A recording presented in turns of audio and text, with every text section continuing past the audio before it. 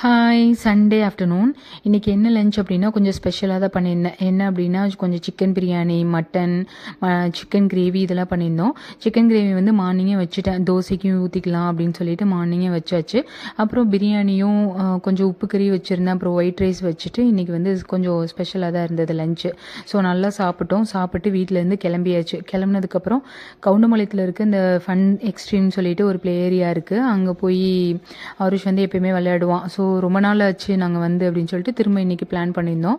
அப்புறம் வந்ததுக்கப்புறம் car bike தான், இதே தான். கொஞ்சம் நேரம் அங்கேயும் டைம் ஸ்பெண்ட் பண்ணிவிட்டு அப்படியே கிளம்பியாச்சு. கிளம்பிட்டு கவுண்டமலை ரோட்டில் இருக்க விஜிஆர் மாலில் வந்து ஒரு இது போட்டிருந்தாங்க, எக்ஸிபிஷன் மாதிரி. ஸோ பட் ரொம்ப ரஷ்ஷாக இருந்தது. ஸ்பேஸ் வந்து கொஞ்சமாக இருக்கிறதுனால அங்கே முடியல.